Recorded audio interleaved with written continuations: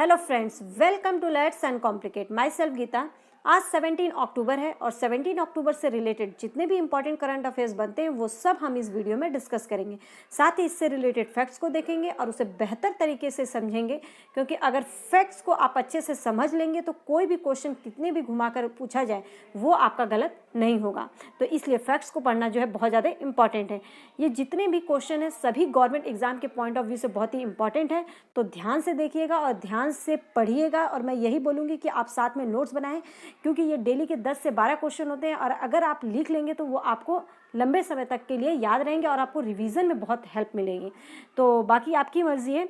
और अगर आपको लगता है कि इस वीडियो से हेल्प मिल रही है तो प्लीज़ एक लाइक कर दीजिएगा और लोगों के साथ शेयर कीजिए, ताकि जो है लोगों को भी मदद मिल सके। और अगर चैनल को सब्सक्राइब नहीं किया तो सब्सक्राइब कर लीजिए और बेल आइकन को प्रेस कर लीजिए, ताकि आने वाली वीडियो की अपडेट जो है आपको टाइम से मिल सके। देखिए, बार बार नोटिफिकेशन नहीं आएगा, एक अपडेट आपको डेली की अपडेट चाहिए तो आपको बेल आइकन को प्रेस करना पड़ेगा।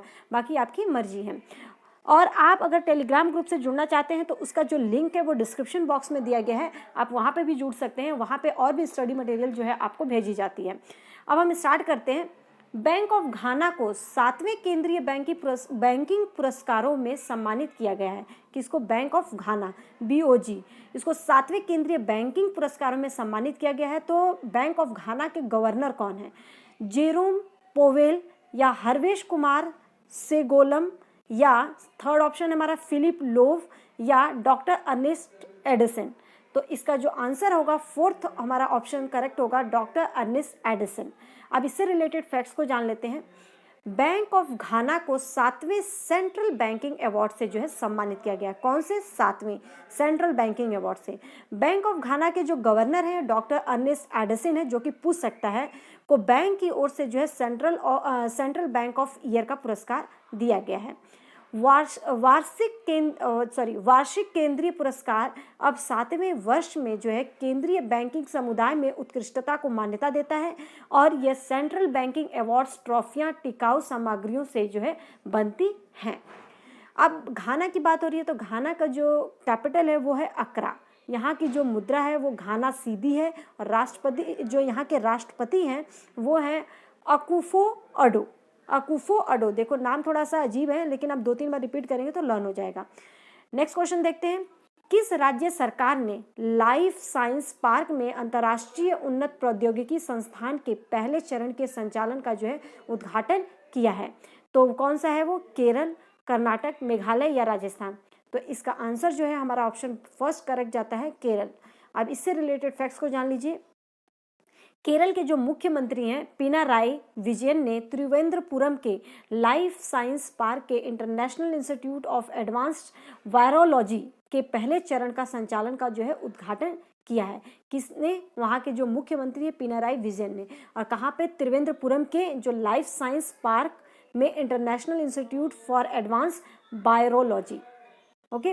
संस्थान जो है संस्थान स्वास्थ्य अनुसंधान के क्षेत्र में विश्व स्तरीय मानकों का जो है एक संस्थान बन जाएगा और संस्थान विभिन्न वायरल संक्रमणों पर शोध करेगा और इसके नैदानिक पहलुओं की भी जो है समीक्षा करेगा। अब बात यहाँ पे जो है केरल की हो रही है, तो केरल की जो राजधानी है वो त्रिवेंद्रपुरम है। यहाँ के मुख्यमंत्री जो है पिनाराई विजयन है और यहाँ के जो राज्यपाल है मतलब गवर्नर वो है आरिफ मोहम्मद खान। और केरल में जो है पेरियार वन्य जीव अभ्यारण्य है। पेरियार वन्य जीव अभ्यारण्य कहाँ पर है? केरल में। शांत घाटी भी केरल में है। और देखो शांत घाटी की बात आती है तो फूलों की घाटी जो है पूछ दिया जाता है कई बार, तो फूलों की घाटी जो है वो है कहाँ पर? उत्तराखंड में। नेक्स्ट क्वेश्चन देखते हैं और ये सब चीज़ें जो है आप देख लीजिएगा। नेक्स्ट क्वेश्चन देखते हैं। रक्षा सहयोग के तहत भारत द्वारा किस पनडुब्बी को म्यांमार नौसेना को वितरित किया जाएगा? INS अरिघाट को, INS अरिहंत को, INS सिंधुवीर को या INS चक्र को? तो जो इसका आंसर होगा वो हमारा थर्ड ऑप्शन INS सिंधुवीर। अब इससे रिलेटेड फैक्ट्स को समझ लीजिए कि जो भारत रक्षा सहयोग के हिस्से के रूप में म्यांमार नौसेना को 1 किलो वर्ग पनडुब्बी INS सिंधुवीर वितरित करेगा। वह म्यांमार नौसेना की पहली पनडुब्बी जो है होगी। यह कदम भारत के सागर क्षेत्र सागर क्षेत्र के सभी के लिए सुरक्षा और विकास की दृष्टिकोण के अनुरूप है और पड़ोसी देशों में क्षमता निर्माण और आत्मनिर्भरता के लिए भारत की प्रतिबद्धता के जो है अनुरूप है। साथ ही नौसेना स्टाफ के जो वहाँ के प्रमुख हैं, जो नौसेना स्टाफ के प्रमुख हैं वो एडमिरल करमबीर सिंह हैं। और बात यहाँ पे म्यांमार की हो रही है, तो म्यांमार के जो राजधानी है वो है नायपिटाव। यहाँ की जो मुद्रा है वो है बर्मी कैट और नौसेना प्रमुख जो है एडम टीन आंग सान। नेक्स्ट क्वेश्चन देखते हैं। ग्लोबल हैंड वॉशिंग डे पर उत्तर प्रदेश सरकार द्वारा शुरू किए गए सामाजिक अभियान का नाम क्या है? तो क्या है, हाथ धोना मारे कोरोना, या हाथ धोना मिटाए कोरोना, या हैंड हाइजीन फॉर ऑल, या हाथ धोना रोके कोरोना? तो इसका क्या है, हमारा आंसर जो फोर्थ होगा वो हमारा करेक्ट है, हाथ धोना और रोके कोरोना। अब इससे रिलेटेड फैक्ट्स को जान लीजिए जो कि ये बहुत ही इंपॉर्टेंट है। तो उत्तर प्रदेश सरकार ने 15 अक्टूबर को जो है 15 अक्टूबर 2020 को ग्लोबल हैंड वॉशिंग डे मनाया। तो कब मनाया था ग्लोबल हैंड वॉशिंग डे? किस राज्य ने बनाया है? उत्तर प्रदेश सरकार जो है उत्तर प्रदेश में मनाया गया है। और ये कब मनाया गया है? 15 अक्टूबर को। तो इसका विषय भी पूछ सकता है, इसका क्या नाम था वो भी। तो ग्लोबल हैंड वॉशिंग डे मनाया गया है और हाथ धोए रोके कोरोना। तो इसने राज्य के सभी 75 जिलों में जो है हैंड हाइजीन फॉर ऑल विषय हर प्रमुख विभाग की भागीदारी रही है। और राज्य सरकार ने इसे हैशटैग क्या दिया, हाथ धोना रोके कोरोना, ये पता होना चाहिए इसका हैशटैग। एक सामाजिक अभियान शुरू किया गया ताकि लोगों को नियमित अंतराल पर अपने हाथ धोने के लिए जो है आग्रह किया जा सके। अब यहाँ पे बात उत्तर प्रदेश की हो रही है। तो उत्तर प्रदेश की जो राजधानी है वो है लखनऊ। और लखनऊ जो है किस नदी के किनारे, ये भी पता होना चाहिए, वो है गोमती नदी के किनारे। और यहाँ के मुख्यमंत्री कौन है? तो वो है यहाँ के जो सीएम है योगी आदित्यनाथ, यहाँ के मुख्यमंत्री हैं। और यहाँ के जो गवर्नर हैं आनंदीबेन पटेल हैं। और राजकीय जो पक्षी है यहाँ की सारस है। और राजकीय पशु जो है बारहसिंगा। मुख्यमंत्री बता ही दिया, राज्यपाल पता ही चल गया आप लोगों को। नेक्स्ट क्वेश्चन देखते हैं। अखितम अच्युतम नंबूथिरी का निधन अक्टूबर 2020 में हुआ। वे निम्नलिखित में से किस क्षेत्र से संबंधित थे? काव्य, अभिनय, रियल एस्टेट या नृत्य? तो वो किससे संबंधित थे? कविता वाचन करते थे, काव्य से संबंधित थे। अब इससे रिलेटेड फैक्ट्स को जान लीजिए कि जाने माने मलयालम कवि जो है अखिचम अच्युतम नंबूथिरी का जो है निधन हो गया है अक्टूबर में ही। और अक्किथम जो थे इनको 55वां मतलब 55वां जो है ज्ञानपीठ पुरस्कार से जो है इन्हें सम्मानित किया गया था। कौन सा? ज्ञानपीठ पुरस्कार से सम्मानित किया गया था। उन्होंने केरल साहित्य अकादमी पुरस्कार और एजुथचन पुरस्कारम सहित कई पुरस्कार भी जीते, जो कि 2017 में इनको जो है पद्मश्री से भी सम्मानित किया गया था। तो इनसे रिलेटेड जितने भी फैक्ट्स थे वो सब आपको जो है मैंने बता दिया है। नेक्स्ट क्वेश्चन देखते हैं। एक्सिस म्यूचुअल फंड ने एक्सिस बैंकिंग ईटीएफ का एक नया फंड ऑफर लॉन्च किया है। ईटीएफ में टी का क्या अर्थ है? तो इसे समझ लीजिए कि ट्रस्ट, ट्रैक, ट्रेस या ट्रेड। तो इसका जो ऑप्शन जो हमारा करेक्ट होगा वो है ट्रैक, सेकेंड ऑप्शन। इससे रिलेटेड फैक्ट्स को जान लीजिए कि एक्सिस म्यूचुअल फंड ने एक्सिस बैंकिंग ईटीएफ का एक नया फंड ऑफर लॉन्च किया है।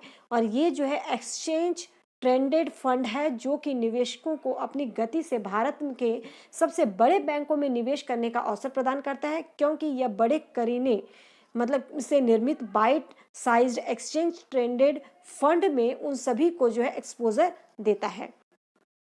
फंड को इस तरह से डिजाइन किया गया है कि यह एनएसई पर सूचीबद्ध 12 सबसे बड़े बैंकों का जो है प्रदर्शन को जो है ट्रैक कर सके।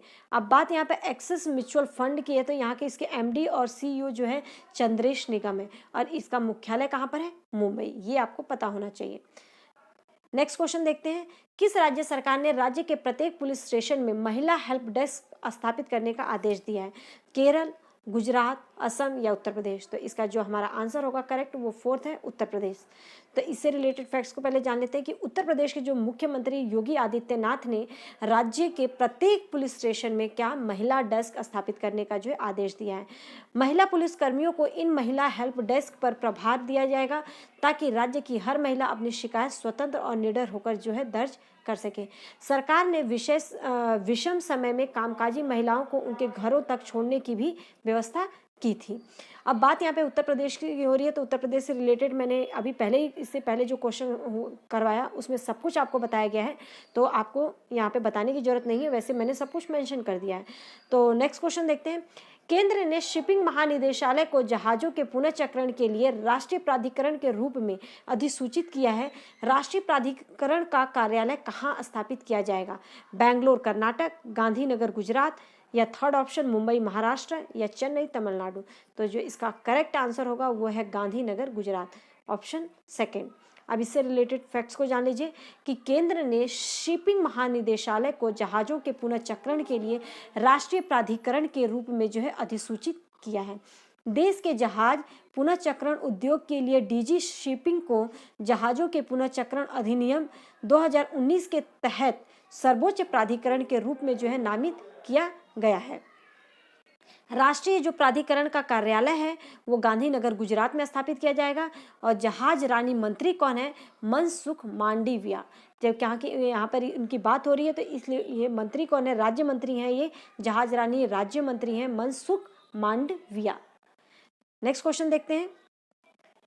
विशाल वी शर्मा को निम्नलिखित में से किस संगठन के लिए भारत के अगले अस्थायी प्रतिनिधि के रूप में नियुक्त किया गया है? यूनिसेफ, मतलब UNICEF, या WEF, या WHO, या IMF, या यूनेस्को, UNESCO, यूनेस्को। तो इसका जो करेक्ट आंसर होगा वो फिफ्थ है हमारा। तो इससे रिलेटेड फैक्ट्स को जान लेते हैं कि विशाल वी शर्मा को संयुक्त राष्ट्र शैक्षिक वैज्ञानिक और सांस्कृतिक संगठन जो है यूनेस्को, इसका फुल फॉर्म है, ये आपको पता होना चाहिए कि संयुक्त राष्ट्र शैक्षिक वैज्ञानिक और सांस्कृतिक संगठन। भारत के अगले अस्थायी प्रतिनिधि के रूप में नियुक्त किया गया है किसे? विशाल वी शर्मा को, यूनेस्को के। ठीक है, शर्मा ने किसका स्थान लिया है? वो है जावेद अशरफ का। शर्मा के शीघ्र ही कार्यभार संभालने की जो है उम्मीद है। उनकी नियुक्ति की घोषणा विदेश मंत्रालय द्वारा जो है की गई थी। अब यहाँ पे बात यूनेस्को की हो रही है, तो यूनेस्को से रिलेटेड फैक्ट्स को जानना बहुत ज़्यादा जरूरी है। यूनेस्को का जो मुख्यालय है वो है पेरिस, फ्रांस। महानिदेशक जो है ऑन्ड्रे एजोल है, और इसकी स्थापना कब हुई थी? 16 नवंबर 1945 को। Next question. नेक्स्ट, भारतीय सेना प्रमुख जनरल को एक निवेश समारोह में जो है नेपाली सेना के जनरल के मानद रैंक से सम्मानित किया जाएगा। भारतीय सेना प्रमुख जनरल कौन है?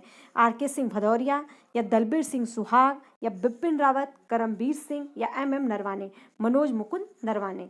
तो कौन है? सेना प्रमुख जनरल जो हैं वो हैं MM नरवाने, मनोज मुकुंद नरवाने। प्रमुख जो ये 2020 में नेपाल का जो है ये दौरा करेंगे, और वहाँ उनके एक निवेश समारोह में नेपाली सेना के जनरल के मानद रैंक से जो है सम्मानित किया जाएगा। नेपाल के राष्ट्रपति विंध्या देवी भंडारी उन्हें जो है मानद रैंक प्रदान करेंगी। और नेपाल और भारत ने 1950 के बाद से सर्वोच्च सेना रैंक के साथ एक दूसरे की सेनाओं के प्रमुखों को सम्मानित करने की परंपरा का जो है पालन किया है। अब बात यहाँ पे नेपाल की हो रही है, तो नेपाल की जो राजधानी है वो है काठमांडू। यहाँ की मुद्रा जो है नेपाली रुपया, और प्रधानमंत्री जो है KP शर्मा ओली।